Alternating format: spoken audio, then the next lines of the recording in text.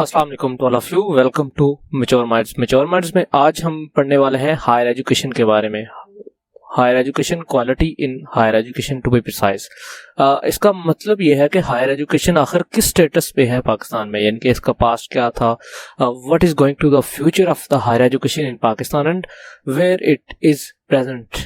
Okay, तो ये हम फुल एनालिसिस के साथ करेंगे। इसकी हेडिंग ही आप देख सकते हैं, stumbling higher education system in Pakistan. तो इट मींस के काफ़ी ज़्यादा मसले मसाइल हैं इस वक्त हायर एजुकेशन कमीशन में। तो हम देखते हैं कि ये इस नहज तक कैसे पहुंचा and what are going to be the solutions of these problems. तो ये तमाम एनालिसिस आज हम देखेंगे। Before going to lecture, let me remind you to subscribe channel, press the bell icon so that you may not miss our latest video updates.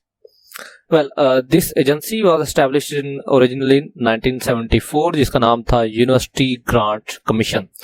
उसके बाद इसको 2002 में रिफॉर्म्स की गई, इसमें रेवोल्यूशन लाई गई by the president Pervez Musharraf and it was named as higher education commission. इसका काम क्या था? इसका काम था facilitating the institutes of higher learning to serve as an engine to growth for the socio economic development of Pakistan. इसका जो बजट होता है दैट इज रफली अबाउट 100 बिलियंस एवरी ईयर। तो ये तकरीबन 100 अरब के करीब पैसा बन जाता है, जो कि इनफ होता है for a country like Pakistan. तो यहाँ पे अगर जहाँ पे तालीम पे ओवरऑल बजट 2-3% से ज़्यादा नहीं होता, तो वहाँ पे 100 बिलियन काफ़ी ज़्यादा होते हैं एक पर्टिकुलर बॉडी के लिए फॉर द रिसर्च। इनफैक्ट मैं आपको आगे जाकर बताऊंगा कि ये किस तरह रोल मॉडल बने हैं। यही 100 अरब रुपए जो है वो दुनिया के लिए रोल मॉडल बने थे। वेल, अभी के लिए जो इसके चीफ एग्जीक्यूटिव या चेयरमैन साहब हैं वो है Tarak Binori, and he was appointed a few days back by the Prime Minister Imran Khan, and you can visit his profile on the internet. तो 2002 में जब रिफॉर्म्स लाए गए थे यूनिवर्सिटी ग्रांट्स कमीशन में, तो HEC बन गया। तो HEC जब बना तब इसने बड़ी स्पेक्टेकुलर सी परफॉर्मेंस दी in the whole education system.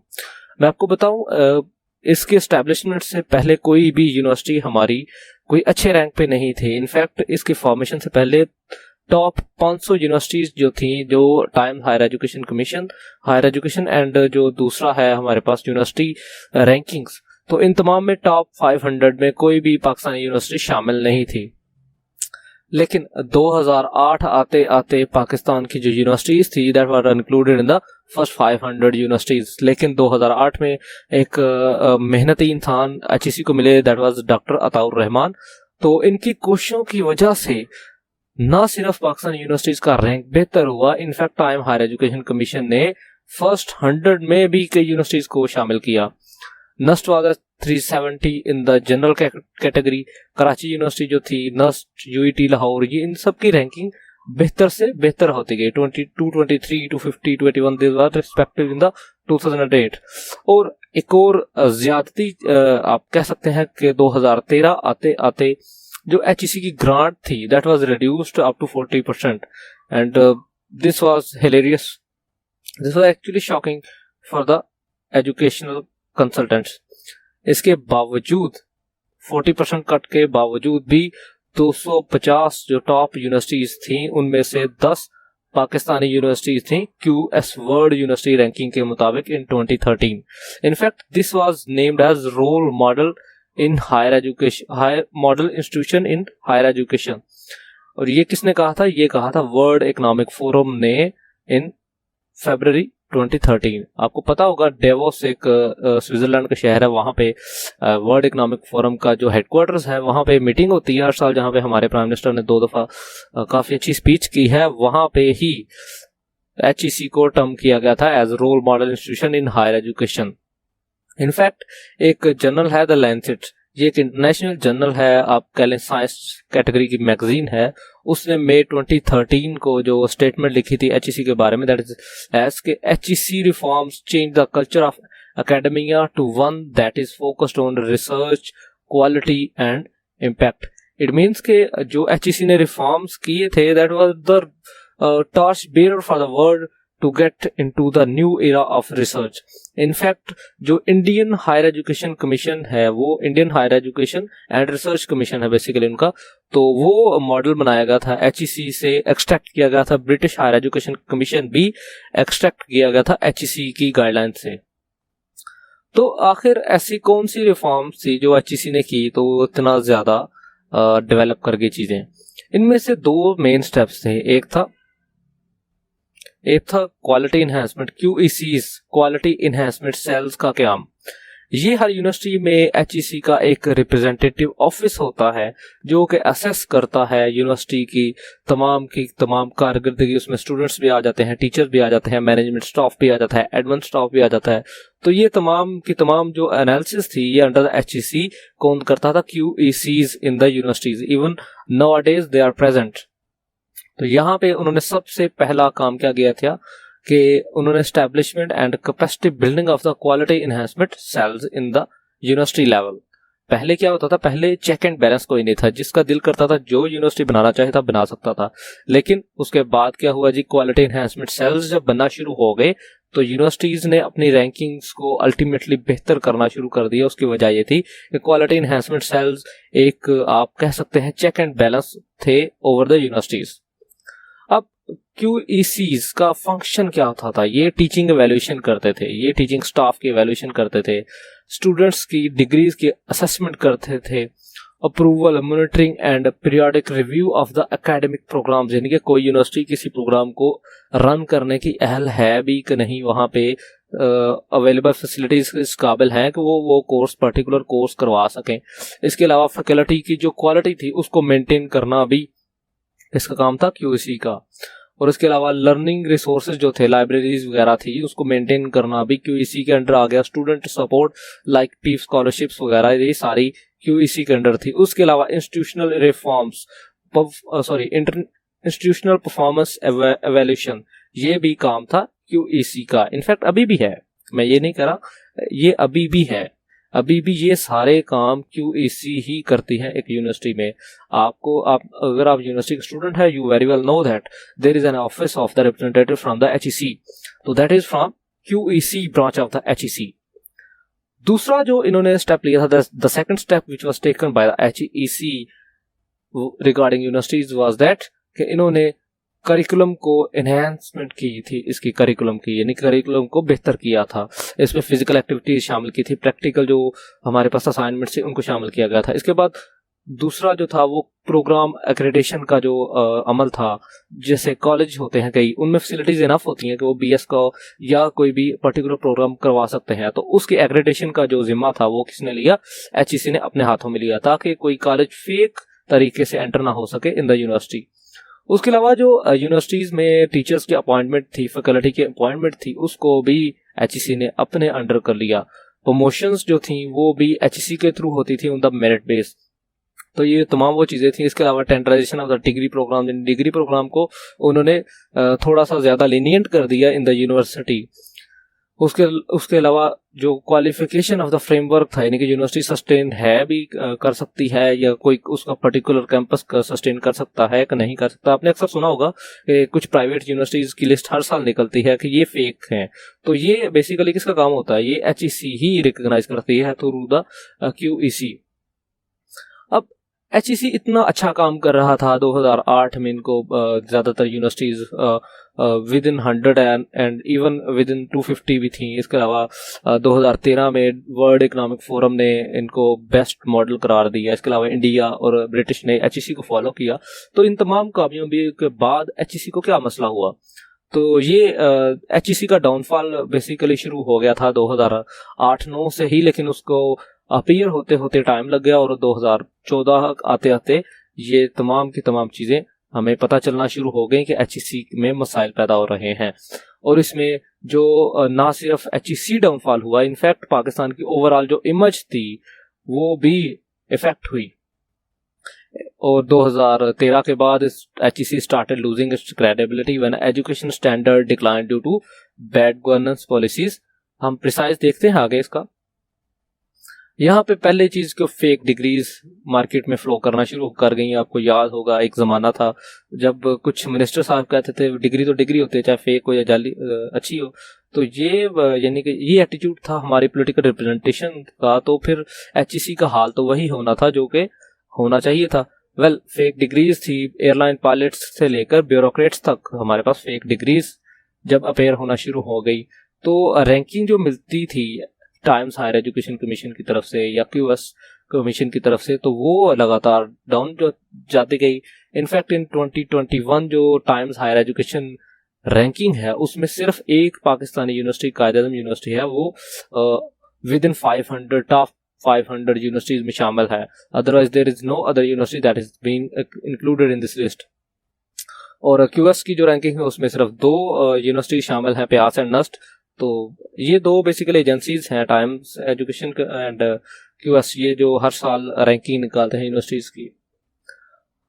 अब रीजन क्या थी, प्रिसाइज रीजन ज्यादातर तो यानी कि जो थी ऑब्वियसली बैड गवर्नेंस पॉलिसी थी, लेकिन क्या ऐसी क्या रीजन थी? इसकी 2 बेसिक वजूहात थी। एक दो हमारे पास जो 18th अमेंडमेंट हुई थी वो एक बड़ा ही हमारे पास फैक्टर साबित हुई हमारे हायर एजुकेशन के लिए। अब उसकी वजह क्या हुई जी, 18 अमेंडमेंट के अंदर जो था पॉलिटिकल जो इन्वॉल्वमेंट थी in the appointment of VCs वो अंडर चली गई प्रोविंशियल गवर्नमेंट के। अब जब प्रोविंशियल गवर्नमेंट के अंडर चली गई that means more political involvement. पहले सेंटर के पॉलिटिकल इन्वॉल्वमेंट थे, उसके बाद प्रोविंशियल पॉलिटिकल इन्वॉल्वमेंट भी हो गई along with the federal HEC, there were branches provisional HECs. तो ये वो बेसिकली एक फैटल स्टेप था that was proved very very damageful for the HEC. Instead of answering to the syndicate of the university, जो कि पहले system होता था, पहले सिस्टम ये होता था कि एक यूनिवर्सिटी की जो भी फैकल्टी थी वो यूनिवर्सिटी का एक पर्टिकुलर सिंडिकेट होता था, एक ऑर्गेनाइजेशन होती थी जो कि एचईसी कंट्रोल करता था ऑब्वियसली उसको, that were elected through vote. तो उसको पहले जवाबदा होता था, लेकिन फिर बाद में जब अपॉइंटमेंट्स पॉलिटिकल होना शुरू हो गई तो सिंडिकेट की जो अहमियत थी वो जस्ट एक नॉमिनल से रह गई। उसका कैटेगोरिकली उसका कोई भी role in the university management कोई भी नहीं था। इवन के सीनियर स्टाफ जो था वो भी यानी कि करप्शन में इन्वॉल्व होना शुरू हो गया। रजिस्ट्रार और कंट्रोलर के तमाम इख्तियारात थे, जो डायरेक्टर फाइनेंस के इख्तियारात थे वो तमाम के तमाम सीएम के पास चले गए उनकी अपॉइंटमेंट के। तो ये तमाम जो फैटल स्टेप्स थे that were the cause of the 18th amendment and that prove to be very fatal. Even अभी भी ये मसला अभी भी एग्जिस्ट करता है। और आप ये देखें, इवन द लास्ट चेयरमैन जो थे तारिक बिनोरी साहब से पहले उनकी अपॉइंटमेंट वो हुई ही against the HEC rules. Even कि उनकी जो पब्लिकेशन जो क्राइटेरिया था फुलफिल करने का, कि उनको मिनिमम क्राइटेरिया जो होता है एक एचईसी का चेयरमैन लगने का, वो भी पूरा नहीं करते थे। उनको पॉलिटिकल अपॉइंटमेंट हासिल थी, पॉलिटिकल जो इम्यूनिटी हासिल थी, that why he was the chairman of the HEC, that was the open corruption. अब हमें किस किस चीज की जरूरत है एचईसी को बेहतर बनाने के लिए? ऑब्वियसली पहली सबसे जो बात है वो है वीसीज को मेरिट के थ्रू आना पड़ेगा। अगर वीसीज ही मेरिट के थ्रू नहीं आएंगे तो जो नीचे वाला तबका है, नीचे वाला जो अमला है, एडमिनिस्ट्रेशन स्टाफ है, दूसरा स्टाफ फैकल्टी स्टाफ है, टीचिंग स्टाफ है, तो ये तमाम किस तरह मेरिट बेसिस पे आ सकते हैं? पॉलिटिकल इन्वॉल्वमेंट हर इदारे में होती है, लेकिन जो एजुकेशन में अगर पॉलिटिकल इन्वॉल्वमेंट होगी तो it means that you are destroying the nation by your own hand. तो इसलिए it is very very important, it becomes very important कि आप वीसीज की जो अपॉइंटमेंट है वो मेरिट के थ्रू लाएं। दूसरा जो हमारा करिकुलम है उसको अपडेट करने की ज़रूरत है हमें अब, क्योंकि 10 साल से तकरीबन हो गए हैं, 2021 आ गया, 2013 में लास्ट टाइम जो अपडेशन हुई थी वो 16 में हुई थी, सॉरी। तो 7-8 साल में करिकुलम इनफ चेंज हो जाता है, दुनिया बहुत ज़्यादा चेंज हो जाती है। हमें ग्लोबल स्टैंडर्ड्स के मुताबिक हमें अपना करिकुलम सेट करना पड़ेगा, जिसकी कोशिश ऑब्वियसली प्राइमरी लेवल से national single national curriculum SNC के थ्रू हो रही है, लेकिन वो आहिस्ता आहिस्ता इम्प्लीमेंट होगा। पहले पंजाब में है, अभी एसएनसी प्राइमरी लेवल पे वो भी हो रहा है, तो अब उसके लिए फिर काफ़ी साल रिक्वायर्ड होंगे। लेकिन जो इमीडिएट स्टेप्स हमें लेने पड़ेंगे that will be required in the university level, so that in the undergraduate level and graduate level जो हमारे करिकुलम है उसको इंटरनेशनल स्टैंडर्ड से मीट करवाना पड़ेगा ऑन द इमीडिएट बेसिस। इसके अलावा तमाम की तमाम दुनिया आजकल आईटी पे जा रही है। Information technology this is the age of information technology, we are living in the age of information technology and we have to meet that. तो इसलिए हमें तमाम के तमाम डिसिप्लिन जो हैं इनको इंफॉर्मेशन टेक्नोलॉजी के साथ इंटीग्रेट करवाना पड़ेगा अपने जो भी हमारे। उसके अलावा जो QECs हैं, क्वालिटी इन्हेंसमेंट सेल्स हैं, उनकी जो अप्रोच है इन द इंस्टीट्यूशन उनको हमें ज़्यादा इफेक्टिव बनाना पड़ेगा, सो दैट इनको रिसर्च बेस्ड डाटा अवेलेबल करवाना पड़ेगा कि कोई यूनिवर्सिटी है वो किस तरह काम कर रही है, उसमें कौन सी करप्शन कहाँ पे हो रही है, so that they can take appropriate steps to solve all these things. Accreditation of the colleges must be on the global standards, otherwise it is going to be a fatal step for the future generations. कोई भी university को एक नया programme शुरू करने से पहले HEC की अप्रूवल की ज़रूरत होनी चाहिए. आजकल हमारे से यहाँ पे नया ट्रेंड चलना शुरू हो गया है. वो ट्रेंड क्या है, पहले एडमिशन हो जाते हैं बच्चों के, फिर बाद में एचईसी से रोते हैं कि हमारे एडमिशन हो चुके हैं, हमें अलाउ किया जाए. हालांकि वो यूनिवर्सिटी इस काबिल ही नहीं होती कि वो पर्टिकुलर प्रोग्राम करवा सके. तो ये एक ज्यादा जो है हार्ड स्टेप है that has to be taken कि एचईसी को हमें इतना बाइख्तियार बनाना पड़ेगा कि एचईसी पहले इजाजत दे, फिर कोई यूनिवर्सिटी कोई प्रोग्राम पर्टिकुलर प्रोग्राम शुरू करवा सके. इसके अलावा जो लास्ट स्टेप है, not the least but the last, is that कि हर 3 साल में एक रिव्यू होना चाहिए तमाम की तमाम यूनिवर्सिटीज का, तमाम इदारों का, सो दैट हमें पता चल सके कि इदारों में कितनी प्रोग्रेस हुई है, कंपटीशन का कंपटीशन है भी कि नहीं, हमारे जो एजुकेशन स्टैंडर्ड्स हैं वो मीट कर रहे हैं या नहीं.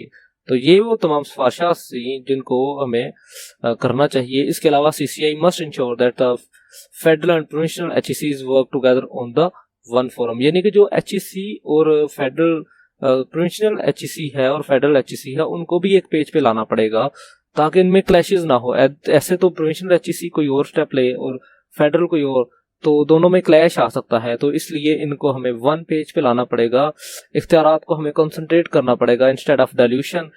Institution must be run under a proper system. तो इसलिए इसको फेडरल या प्रोविंशियल दोनों को एक प्लेटफॉर्म पे लाना पड़ेगा सो that they can run through a system. That was all and all for today. Thank you very much for listening us. Subscribe channel before leaving the lecture. Thank you very much.